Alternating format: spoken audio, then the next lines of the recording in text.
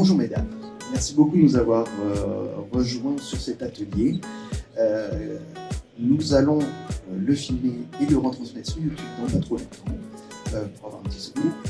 Et donc je vous incite également tous à vous abonner à la chaîne sans oublier les notifications.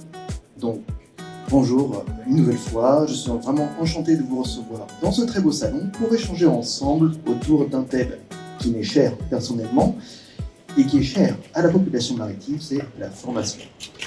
Nous avons intitulé cet atelier « La mer, des métiers passionnants ouverts à tous ». Et pour cause, même si la France est quasiment totalement bordée par la mer, ces métiers, ces débouchés ont souvent été boudés, voire délaissés, alors que totalement épanouissants et à l'origine de fabuleuses carrières.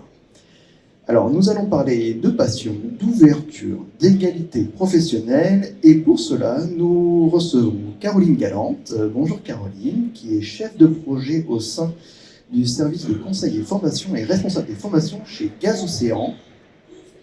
Alors, Caroline est une ancienne élève de l'ENSM, promo 2000, et ancienne navigante, second capitaine sur les méthaniers de Gaz Océan. Et Caroline a évolué désormais à terre au sein de Gaz Océan, qui en parallèle de son activité de ship manager propose des services de conseil, assistance technique, formation des clients externes de l'industrie en GNL et GNL carburant. Voilà, c'est complet, j'ai tout dit. Ensuite, pardon. Donc Anne, bonjour Anne. Anne, tu es la directrice de l'association La Touline depuis 1999. Alors, ton rôle est en lien avec une équipe qui est constituée de salariés et de bénévoles et de faire en sorte que La Touline maintienne son cap. Merci à toi. Karine de Cadenet. Bonjour Karine. Karine est responsable attractivité et labellisation au CINAV. Alors, le CINAV, c'est le Campus National des Industries de la Mer, une association créée en 2018 pour répondre aux enjeux du développement de la filière des industries de la mer qui se heurte à des problématiques de compétences et de recrutement. Donc Karine a intégré le CINAV en septembre dernier, c'est tout récent, après plus de 20 ans chez Naval Group. Elle est en charge de l'attractivité, des métiers de la filière des industries de la mer et du volet labellisation des formations pour assurer que les formations soient totalement adaptées aux besoins des industriels. Et enfin, Marie-Noël, qui est la directrice adjointe du cluster maritime français. Donc, arrivée dans les premières années de la création du cluster, Marie-Noël arbore depuis 2018 une seconde casquette, celle de présidente de Vista France, un réseau de dirigeantes et de cadres du secteur maritime. Alors, Marie-Noël, bonjour. Le cluster maritime accompagne 460 membres dans leur développement. Pouvez-vous nous faire une photographie des besoins du monde maritime et de ses métiers? Merci de me donner la parole pour cette table ronde. Je suis ravie aussi d'être entourée aussi de femmes engagées aussi dans le secteur maritime. Alors le cluster, c'est effectivement le rassemblement de tous les acteurs de l'économie maritime, donc aussi bien les industries que les services liés à la mer. Voilà, on est, comme tu as dit, alors même peut-être 480 entités membres, j'espère en tout cas à la fin de ce salon. Voilà.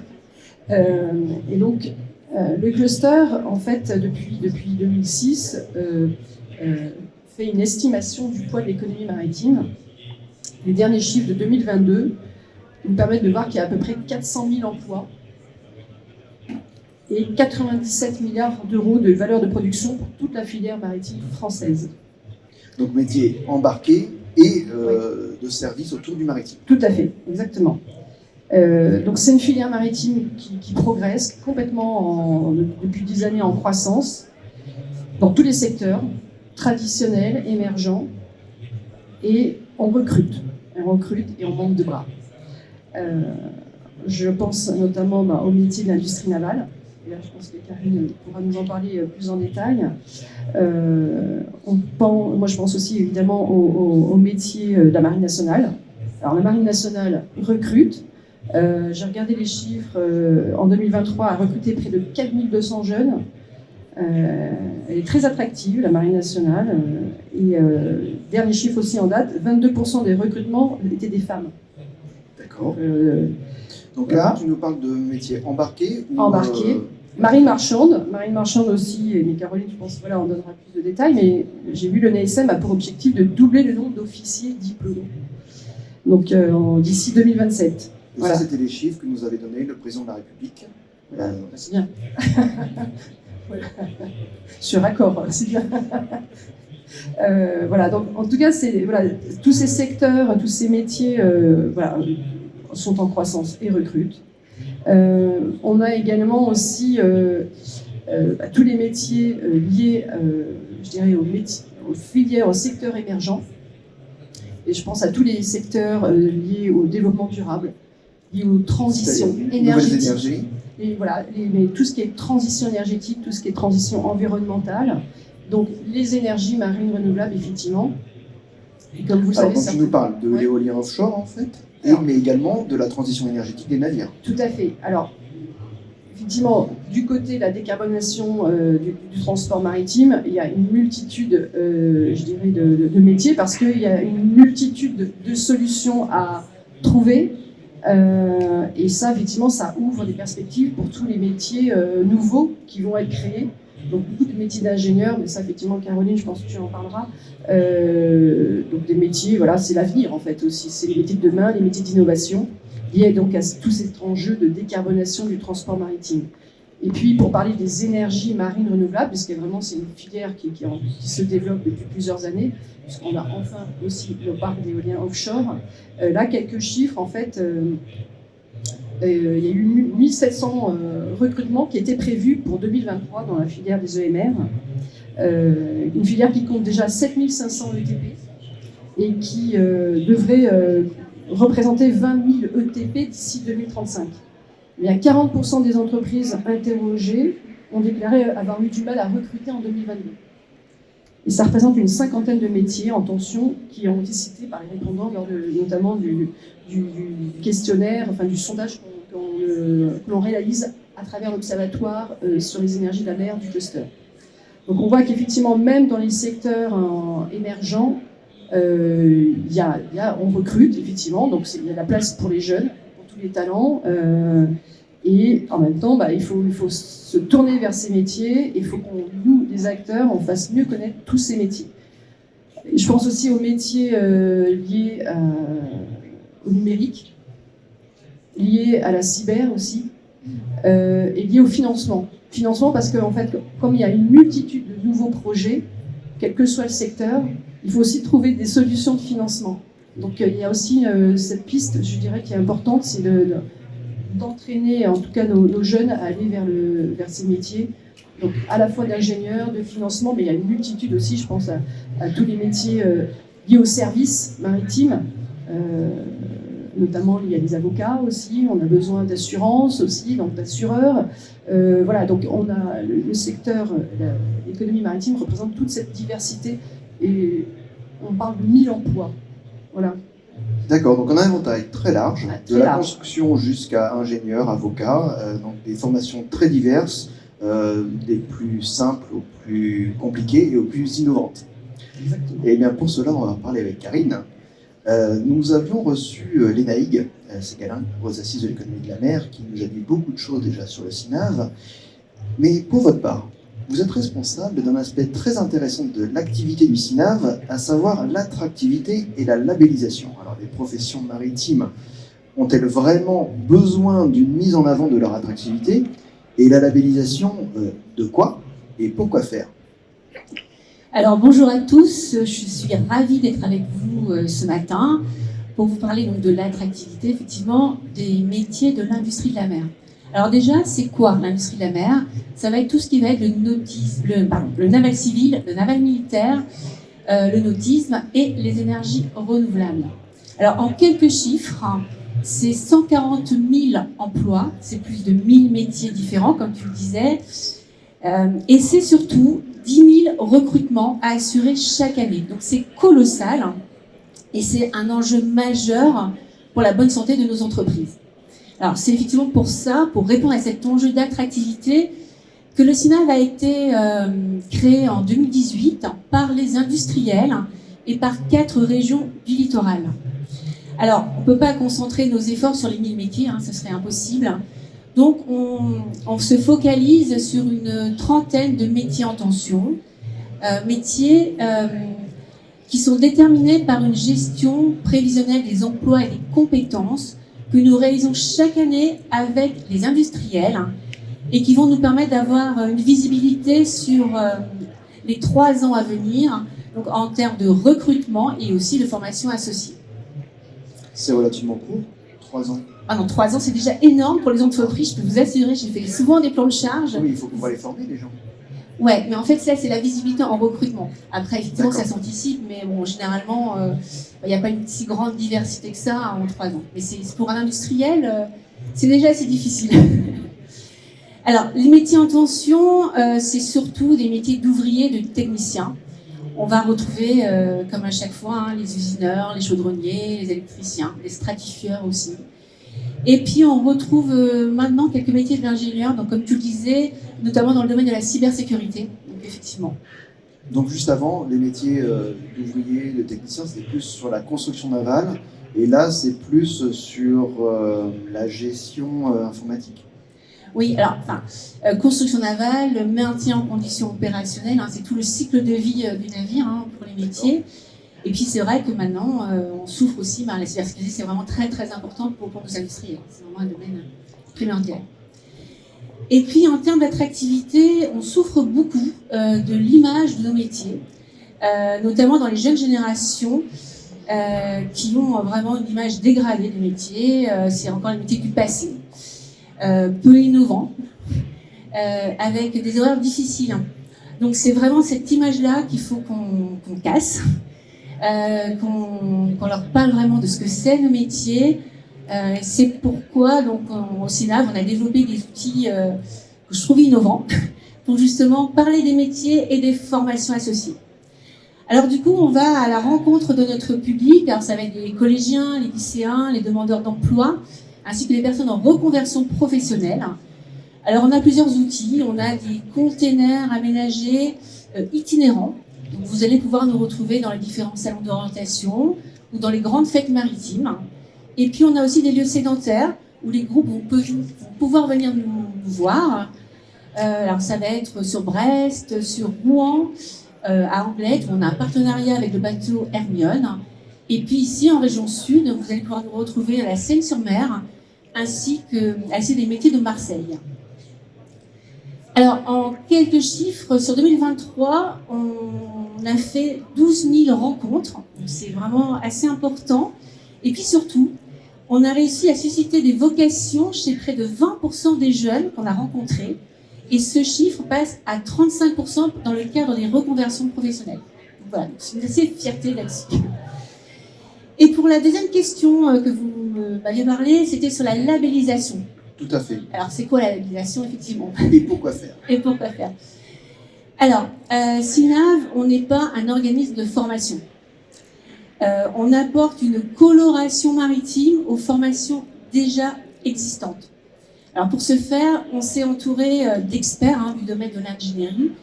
Alors, ça va être des inspecteurs de l'éducation nationale, des ingénieurs pédagogiques de l'AFPA ou du centre de formation de l'UMM. Et on a créé un contenu pédagogique avec aussi les industriels, c'est validé bien sûr par eux, que vous allez pouvoir retrouver dans une plateforme d'e-learning et qui va donc enrichir les formations déjà existantes. Et c'est sanctionné donc par le label by CINAV. Et nous assurons également une animation des formateurs ainsi que des apprenants de nos formations labellisées. Alors ce que j'aime bien dire, c'est que c'est du gagnant-gagnant. Alors l'industriel, il va avoir une main-d'œuvre qualifiée dans ces métiers en tension et des personnes qui vont être rapidement opérationnelles. Donc on diminue le temps de maillotage. Pour les organismes de formation, donc ils ont bien sûr ce contenu pédagogique, mais ils ont aussi une visibilité vis-à-vis des industriels, mais vis-à-vis des jeunes, parce qu'il faut savoir qu'eux aussi ont beaucoup de problèmes à capter les jeunes. Et puis, les apprenants, eux, ils savent qu'ils s'engagent dans une formation qui adresse à un métier en tension. Et cette formation est sanctionnée par un certificat reconnus par l'éducation nationale ainsi que par les industriels, donc une meilleure employabilité. Alors juste encore, j'aime bien les chiffres en fait. Donc on est à 200 formations labellisées, une communauté des formateurs de plus de 100 formateurs, et puis pour 2024, nous aurons 2000 apprenants sortants qui vont donc s'adresser sur cette trentaine de métiers en tension. Voilà, donc on est fiers de nos chiffres. D'accord, donc de belles formations et des métiers attractifs. On espère, Eh oui. c'est ce qu'on prouve. Anne, bonjour. Karine nous a bien expliqué l'attractivité de ces métiers. Et contrairement à beaucoup de secteurs, nous pouvons mettre en avant une très bonne égalité de traitement dans le maritime, notamment embarqué. Alors, votre association, désormais incontournable, a mis en avant pour cela des portraits de femmes, qu'on peut voir ici. Pouvez-vous nous expliquer cette démarche et quel en est le but ? Merci Émeric, merci à Jeanne-Marine et puis bonjour à toutes et à tous, ravi d'être là parmi vous. La Touline, comme tu le mentionnais Émeric, c'est une dame qui a 35 ans cette année, qui est tournée avant tout vers les hommes et puis les femmes. Et comme ont pu le souligner à la fois Marie-Noël et Karine précédemment, il est vrai que là, j'ai devant moi des convaincus. Mais au niveau du public, on a encore beaucoup de travail à faire pour mieux faire connaître nos métiers. Il y a une méconnaissance et liée et conjuguée à un manque d'attractivité qui fait que sur un marché de l'emploi très tendu, nous avons des employeurs, tous secteurs confondus, qui sont face à des problématiques au niveau du recrutement pour faire tourner leurs entreprises, leurs compagnies maritimes. Alors même que, comme tu le disais, tous ces métiers offrent un potentiel d'avenir, d'innovation. Et également, pour des jeunes, ça peut être leur avenir, d'autant plus que la mer, on a besoin de la mer, des océans, et à partir du moment où on aime la mer et les océans, je pense qu'on peut aller vers ces métiers pour assurer cette transition écologique. Donc la Touline, au niveau de ses missions, à la fois l'accompagnement vers l'emploi avec quand même une dominante sur les métiers embarqués, ce sont ses origines, elle a été créée par les officiers marines marchands.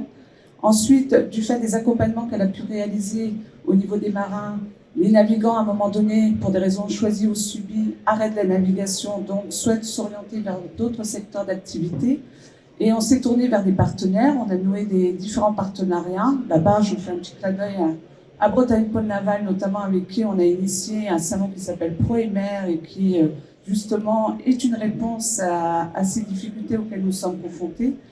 Mais voilà, c'était se professionnaliser, être là et accompagner et apporter des réponses à des demandes en lien avec les métiers dans des démarches de reconversion, d'évolution professionnelle. Il est vrai donc manque d'attractivité. Nous avons une population constituée de femmes qui représentent quand même une proportion importante pour répondre justement à cette attente.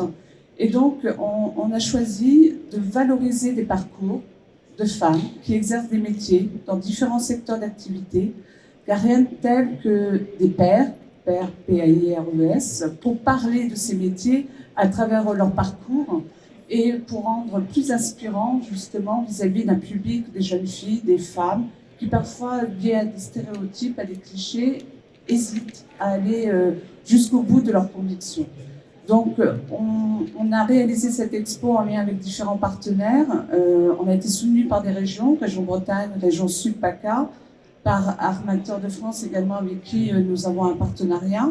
Vista France qui nous a soutenus également dans la mise en place de cette exposition, et des compagnies maritimes et d'autres acteurs du terrain. Donc des profils essentiellement navigants ? Alors, il y a des navigantes, mais également d'autres femmes qui exercent d'autres métiers dans l'administration des affaires maritimes, qui sont également dans l'enseignement maritime. Voilà, on a vraiment voulu montrer la diversité des métiers. Et je rajouterai ensuite, cette expo-là qui est devant moi, se veut être itinérante, en ce sens que dès la semaine prochaine, par exemple, celle-ci, elle sera installée au sein d'un établissement scolaire à La Ciotat pour permettre donc aux enseignants à la fois de parler des métiers de la mer vis-à-vis de leurs élèves, mais également de faire ce travail lié à la mixité des métiers, à la féminisation des métiers. Très bien. Alors, féminisation des métiers. Bonjour Caroline. Bonjour. Alors, nous vous avons présenté comme un project leader au sein de Gaz Océan, mais votre profil est extrêmement complet. Alors, issu de la formation académique de la marine marchande, navigante pendant plus de 10 ans jusqu'aux fonctions de second capitaine, engagée dans l'associatif et aujourd'hui au développement de la filière gaz en partenariat avec l'ENSM. Donc c'est un très bel exemple que le maritime mène à tout. Félicitations. Nous sommes partis sur le côté passionnant et ouvert à tous. Comment voyez-vous le futur des professions maritimes ? Alors, comment je vois le futur ? Passionnant, je pense. Bonjour, merci de nous avoir invités pour parler de ce sujet qui est passionnant. Donc moi, quand on rentre, je voulais un peu témoigner en tant qu'ancienne élève et femme, mais pas que. Quand on rentre à l'ENSM, je pense qu'on ne se rend pas compte, en tout cas moi je ne me rendais pas compte de toutes les opportunités qui pouvaient déboucher. C'est vrai, on rentre dans cette école, c'est pour faire officier de la marine marchande, pour faire marin, travailler sur un bateau. Qu'est-ce que ça veut dire ? Bon, ça paraît assez simple en fait. Et en fait, on se rend compte assez vite, par nos études qui sont très complètes, polyvalentes, on voit énormément de matières, énormément de choses. Là, on se rend compte que on touche à beaucoup de choses. On a une formation vraiment technique. On parle de machines, d'électronique, d'électrotech, de navigation bien sûr, mais de sécurité, de droit, enfin vraiment c'est très varié. Et après, à travers les stages qu'on peut effectuer pendant nos temps d'élèves, là on se rend compte que en fait selon le type de navigation qu'on choisit, alors là c'est pareil, il y a un métier dans le métier d'officier de la marine marchande. C'est-à-dire que si on choisit le transport du gaz naturel ou le pétrole, le porte-container, la pose de câbles, les navires océanographiques, les remorqueurs, les ferries, les bateaux de croisière. En fait, tout ça, il va y avoir des spécificités et c'est des formations en plus qu'on va apprendre pratiquement à bord, en fait, avec de l'expérience pratique. Et donc, c'est des choses qui sont importantes aussi si on se dit peut-être qu'un jour, j'ai envie de me reconvertir. Toutes ces choses seront des petits plus qui pourront nous aider un peu dans notre conversion. Alors, nous, on est une compagnie maritime. On n'a pas forcément envie que nos marins se reconvertissent. On a envie qu'ils restent sur nos navires. Gaz Océan, nous, on est une plus ancienne compagnie maritime spécialisée dans le transport du gaz naturel liquéfié, dans le transport du gaz liquéfié. Donc, on ne veut pas que nos marins s'en aillent tout de suite. Voilà, on a besoin d'eux à bord, d'autant qu'on a une très grosse progression de flotte. Aujourd'hui, on a la gestion de 6 navires. 6 méthaniers. Dans 3 mois, on reçoit 5 nouveaux GPIer et à l'horizon 2027, on aura 17 navires. Donc on a besoin d'officiers compétents, formés à nos procédures, au transport du gaz naturel qui est quand même un peu particulier, avec des grosses exigences de sécurité. Donc voilà, on ne veut pas qu'ils aillent à terre. Mais on ne sait jamais, parce qu'au bout d'un moment, on s'en rend compte, c'est un peu ce que vous disiez tout à l'heure, on se rend compte qu'au bout de certaines années, pour des raisons personnelles, souvent, ou envie juste de voir autre chose, on peut avoir envie de poser son sac à terre. Donc ça a été, par exemple, mon cas. Alors j'ai navigué un petit peu moins de 10 ans. J'aurais aimé naviguer plus, mais j'ai navigué moins de 10 ans.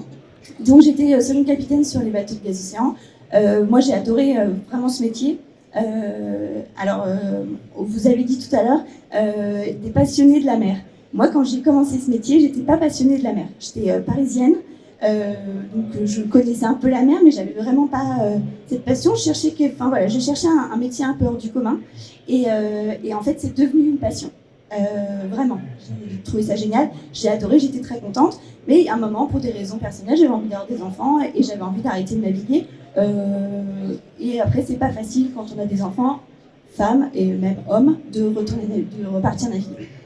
Le problème est commun. Le problème est commun. Le cap de la 30-35 ans Exactement. est assez déterminant, quel que soit le sexe. C'est ça, nous on voit sur nos effectifs, en gros proportionnellement, les hommes et les femmes arrêtent au même âge. D'ailleurs, c'est pour ça que c'est pas du tout un frein pour nous de prendre des femmes navigantes. parce que voilà, on aura le même problème avec un homme, avec une femme.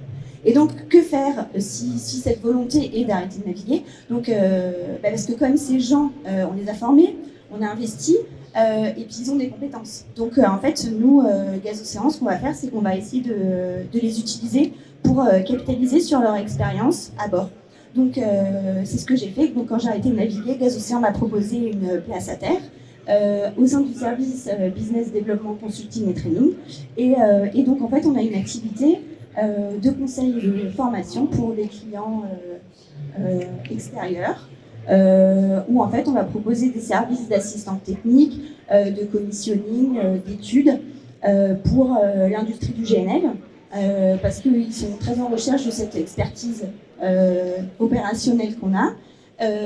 Pour des ports, et beaucoup maintenant pour le GNL carburant aussi, parce qu'on connaît très bien le produit et donc ils sont en demande de ça. Dans l'ADN de Gaz Océan, il y avait déjà la formation depuis longtemps à bord, par former nos élèves, nos jeunes officiers. C'est très important. C'était déjà très important le gaz pour nous. nécessite des formations complémentaires pour pouvoir exercer. C'est ça. Déjà, il y a des formations obligatoires STCW, mais en plus, il y a la formation sur le terrain. Voilà, c'est quand même un produit très spécifique. Et donc, c'était vraiment quelque chose qui était important pour nous, déjà à bord, je dirais. Et donc, on a réfléchi en se disant, il faudrait aller en amont de ça. Et donc, on a créé, il y a 10 ans, le partenariat avec le NSM pour toutes les formations STCW. Donc, nous intervenons pour former tous les marins qui vont d'abord naviguer sur les navires gaziers. Ce sont les formations obligatoires, on intervient sur les formations obligatoires. Et comme ce partenariat a très bien fonctionné, on a commencé à travailler par la suite sur les formations IGF, pareil STCW, certifiant, donc pour tous les marins qui vont naviguer sur des navires GNL carburant, donc avec le NSM. C'était très intéressant parce que nous, on arrivait avec notre expertise du produit, mais c'était aussi quelque chose de différent parce que là, c'est plus une cargaison, c'est une soute. Donc voilà, on a vraiment travaillé en commun avec le NSM pour ça. Et voilà, on est assez content, on est très content du résultat. Et pour aller jusqu'à l'aboutissement là, en fin d'année, où on a investi par l'intermédiaire de notre armateur France LNG Shipping sur un simulateur cargaison, mais aussi GNL carburant, qui est installé à l'ENSM de Marseille. Très bien. Donc, Alors, voilà. tu nous parlais aussi d'un aspect intéressant, c'est que passé 30-35 ans, ça s'arrête. Enfin, ça s'arrête. Pour quelques-uns. Mais pourtant, le monde navigant est totalement égalitaire dans sa gestion, qui ne voit ni hommes ni femmes, mais ne voit que des marins. Conseillerais-tu le métier aux deux sexes? Oui, je pense que... alors, c'est gros avantage à bord d'un navire. Comme tu disais, en fait, il n'y a pas de différence. Déjà, c'est une question de métier où les salaires sont totalement égalitaires entre les hommes et les femmes. À expérience et de même niveau, les promotions sont les mêmes pour un homme ou pour une femme. Je suis passée sur mon capitaine au même moment que si j'avais été un homme. Il n'y a vraiment pas du tout de sujet sur ça. À bord, chacun a son poste, sa place. Donc en fait, il n'y a vraiment pas de problème. Et je dirais, pour un peu les jeunes femmes, quand j'ai commencé, c'était il y a 20 ans, quand je suis entrée à l'école, on n'était pas très très nombreuses. Et j'avais un peu une image... justement, de me dire, peut-être que pour une femme, ce sera plus facile sur des bateaux avec des passagers, il y aura plus de femmes, ce sera plus facile. C'était un peu une idée comme ça. Et puis les choses ont fait que je suis arrivée chez Gaz Océan un peu par hasard. Et je me suis rendu compte que, en fait, même si j'étais seule à bord, en fait, il n'y avait pas de problème. Et qu'au contraire, c'était des bateaux très intéressants, techniquement vraiment très intéressants. Et donc, en fait, il y avait de la place pour une femme ici comme ailleurs. Nous, aujourd'hui, on est très contents. On a environ 10% de nos effectifs féminins. On espère plus. Voilà, mais on a de plus en plus de femmes maintenant. Quasiment sur tous nos navires, on a plusieurs femmes. 10%, c'est relativement C'est la près, proportion qui sort de l'école. C'est ça, à peu près. Donc, voilà. Donc venez, on vous attend, les hommes et les femmes. Voilà, vraiment, il y a de la place pour tout le monde. Merci, Caroline. Marie-Noël, Comme Caroline et bien d'autres, vous avez plusieurs casquettes, et notamment celle de président de Vista France. Alors justement, on parlait féminisation. Comment Vista essaye d'améliorer la visibilité et l'égalité de la représentativité des femmes au sein du monde maritime? Alors, avant de parler de Vista, je vais prendre quand même ma casquette de directrice adjointe du cluster maritime français pour vous dire qu'en fait, le cluster, comme je vous l'avais dit, en fait, rassemble tous ces acteurs de l'économie maritime. Il y a 480 entités membres. Et comme l'enjeu, justement, c'est d'attirer les jeunes vers nos formations et nos métiers, en 2018, on a créé un événement qui s'appelle Les Ailes de l'Océan, avec comme partenaire Elle Bouge, l'association Elle Bouge, pour aller faire découvrir justement la multitude et la diversité des métiers du maritime aux jeunes filles, considérant que les jeunes filles pouvaient être un vivier intéressant pour les amener justement à découvrir les métiers du maritime. Puisqu'on a dit, elle a dit, il y a deux phénomènes: la méconnaissance des métiers auprès de nos jeunes, français, françaises, voilà, et encore plus difficile de toucher les jeunes filles qui, par préjugés, effectivement, ne vont pas vers ces métiers. Et puis donc, globalement, il y a un problème d'attractivité. Donc le cluster a œuvré voilà, pendant plusieurs années pour faire connaître un événement. Et d'ailleurs, je suis très ravie parce que plusieurs personnes me disent « Et les ailes de l'océan, et les ailes de l'océan ». Voilà. Et alors, la dernière édition nous a permis d'avoir 28 opérations, c'est-à-dire quasiment 28 opérations portes ouvertes, menées par des industriels, par des ports, par la Marine nationale, par des armateurs, qui ont ouvert leurs portes aux jeunes filles, donc des collégiennes, des lycéennes. Il y en avait 1000 donc, cette année, en mai 2023, qui ont été concernées. Et donc ce sont des femmes techniciennes, ingénieurs qui témoignent auprès de ces jeunes filles, qui vont leur raconter leur parcours et leur métier. Et notre objectif, c'est que parmi ces jeunes filles qui viennent, il y en a quelques-unes qui effectivement se disent « mais déjà, je découvre une entreprise du secteur maritime et je découvre un métier et un parcours et j'en aurais envie. » Donc voilà l'objectif des Ailes de l'Océan. Et puis il y a un autre événement aussi sur lequel je souhaite insister, qui va se tenir cette année. Ça sera la fête de la mer et du littoral, qui va se tenir du 7 juin au 7 juillet. Et Cluster va avoir cette mission aussi, et je vais piloter l'opération pour encourager un maximum de membres, nos membres du cluster d'ailleurs, les entreprises à ouvrir leurs portes, à organiser justement des conférences, des portes ouvertes aussi pour faire découvrir tous les métiers. Et là, on a une séquence de 7 juin au 7 juillet, la fête de la mer du littoral sur tout le littoral. Donc on aura l'occasion de reparler. Autre opération aussi du cluster qui est très importante, qui a été annoncée aux Assises de la mer. On a un observatoire qui s'appelle Cap sur l'égalité professionnelle pour mesurer le nombre et l'évolution de la place des femmes dans le secteur maritime, tous secteurs confondus. Donc effectivement, le chiffre de 10% de femmes dans la marine marchande, dans tous les métiers embarqués, parce que ça comprend également la marine nationale, c'est effectivement le chiffre qui était ressorti de cet observatoire, et on a à peu près 21% de taux de féminisation, tous secteurs confondus. Là, ce qui est nouveau, c'est qu'on va relancer de 2004 à 2028 3 enquêtes. Donc la première, elle va être envoyée là, dans quelques jours aux entreprises. On va toucher cette fois-ci aussi 3 segments, donc les entreprises du secteur maritime, les administrations et le segment école et université. Et cette opération, on la mène en partenariat avec la DGAMPA, voilà, pour viser un maximum d'entreprises répondantes et mesurer comme ça dans le temps, dans la durée, l'évolution de la place des femmes, interroger les entreprises aussi sur leur politique de féminisation. Voilà, il y a tout un sondage, et on analysera et on publiera évidemment les chiffres d'une année sur l'autre. Donc voilà les opérations du cluster en matière d'égalité professionnelle et de féminisation. Et pour venir à ta question, Vista vient à ce moment-là, effectivement, puisque en soutien de ce type d'opération. Pourquoi ? Parce qu'en fait, on a un réseau de femmes à poste à responsabilité dans le secteur maritime qui couvre tous les secteurs du maritime et qui, justement, peuvent aussi être là pour témoigner de leur parcours et de leur métier. Donc on est là pour revenir, effectivement, on va dire, voilà, les femmes existent, et pour ça qu'on a été très ravis de participer à la campagne des expositions, la deuxième épisode 2, La mer se décline au féminin de la Touline, parce que c'est important de faire connaître nos métiers aux jeunes filles.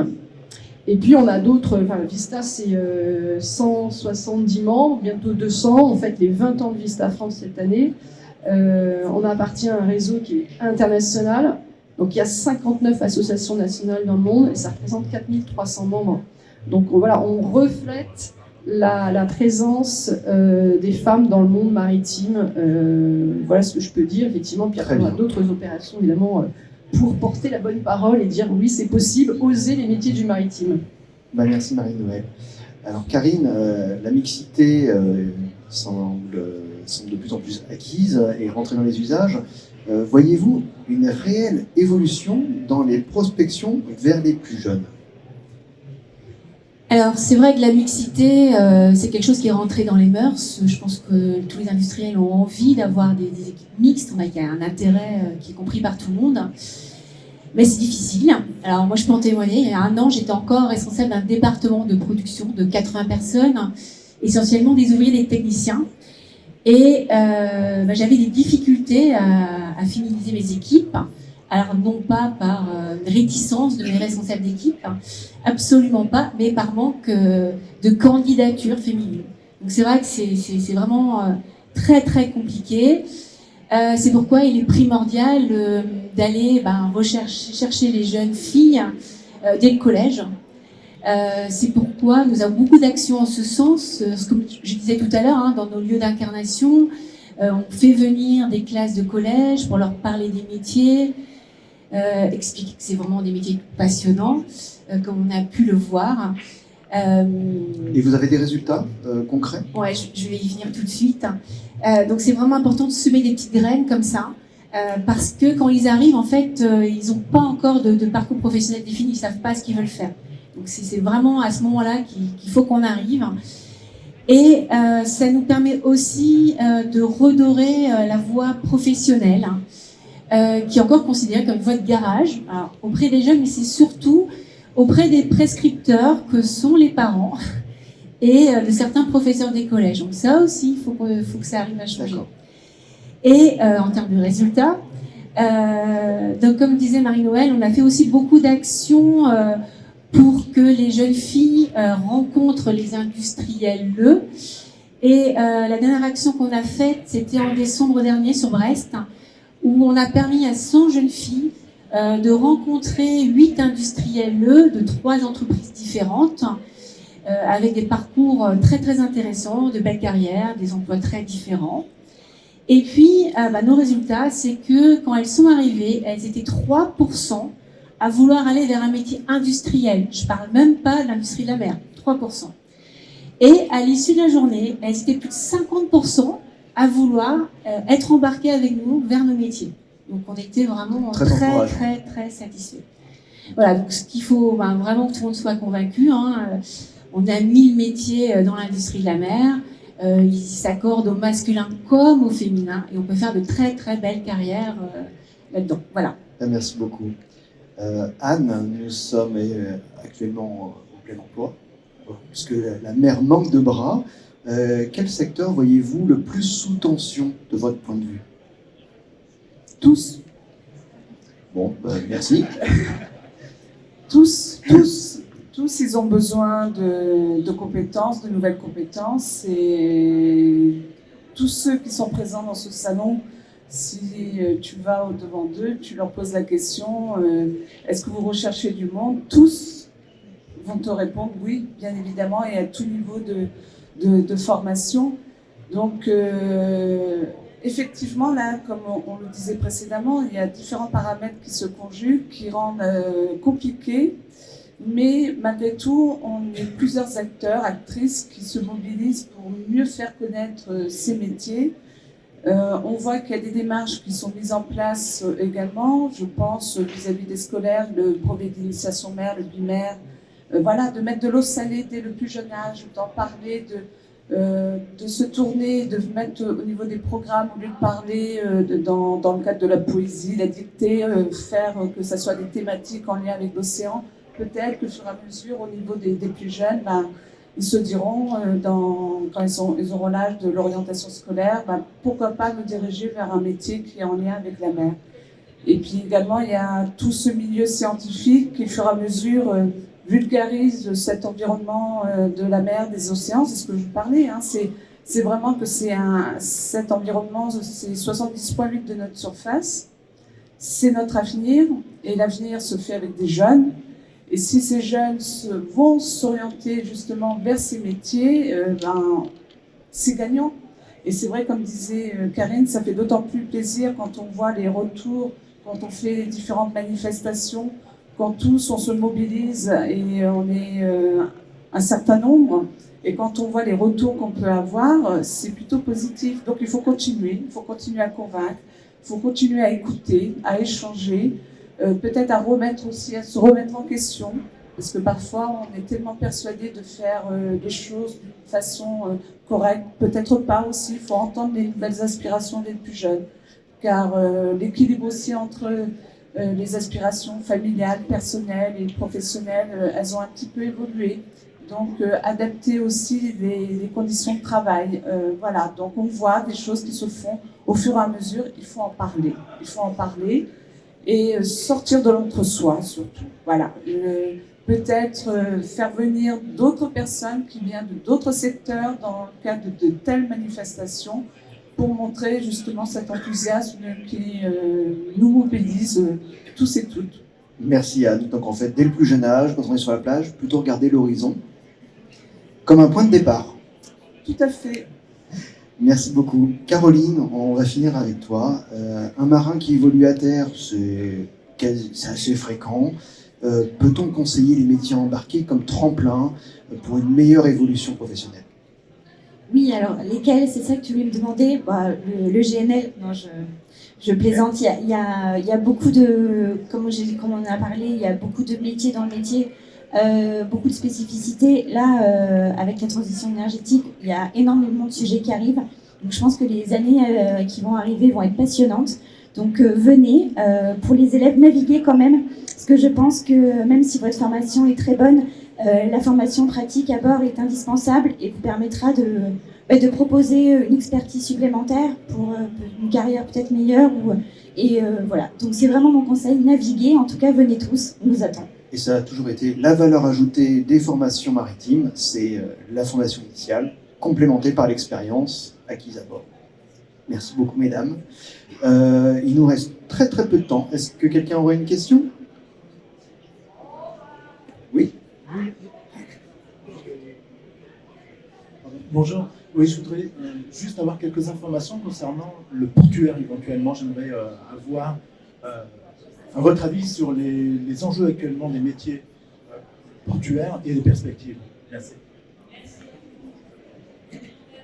Marie-Noëlle? Si vous pouvez. Effectivement, on n'a pas parlé des ports, vous avez raison, mais tous les ports, effectivement, sont eux-mêmes engagés dans la décarbonation et dans la transition énergétique, la transition écologique. Pour visiter très souvent les ports français, il y a énormément de métiers qui se développent sur l'espace portuaire. Donc, parce qu'il y a beaucoup d'industries qui s'y implantent et qui développent des projets. Donc là, il y a une multitude de métiers. Donc effectivement, il faut penser aux ports et aux industries qui effectivement sont sur la place portuaire. Donc là, il y a la place aussi pour plein pour les jeunes qui veulent se développer, qui veulent, je dirais, se tourner vers les métiers aussi liés aux transitions énergétiques et écologiques, venir vers les ports. Et les ports, c'est la mer évidemment. Et là, effectivement, après, c'est les métiers de la logistique, c'est les douanes, c'est la capitainerie. Enfin, il y a une multitude de métiers. Et vous avez beaucoup, d'ailleurs, si vous regardez, je pense, les ports sur leur site internet expliquent bien, je pense, la multitude des métiers et participent notamment aux opérations portes ouvertes pour faire connaître leur métier. Voilà, j'ai pas de chiffres précis, mais en tout cas, il y a de la place et les jeunes peuvent venir et se tourner vers les ports. Oui, puis je rajouterais aussi les ports, quels qu'ils soient, ports de commerce et ports de plaisance, c'est aussi un territoire dans le territoire. Et ça permet justement cette entrée au niveau d'un environnement. Il y a une révolution au niveau des ports. Hein. On voit les ports au sein des villes. Faire la liaison également entre la ville et l'enceinte portuaire, c'est important. C'est une ouverture aussi vers la mer, le port. Donc voilà. Et comme le dit justement Marie-Noëlle, il y a une diversité des métiers. Et c'est vrai qu'ils ne sont pas visibles parce qu'il y a une réglementation qui fait que ces ports, on voit au grand port maritime de Marseille, faire entrer les jeunes pour aller à la découverte justement des métiers de navigants, de pouvoir embarquer sur les ferries. On a eu l'occasion avec la Cité des métiers à Marseille, c'était embarquement des moussaillons. En lien aussi avec les professionnels, la Joanne Maïloli qui est là, et puis avec tous les professionnels du port. Donc on les embarque, on visite le grand port maritime. C'est vrai qu'avoir cette vision de la mer et non pas de la terre vers la mer, ça change tout également. Voilà.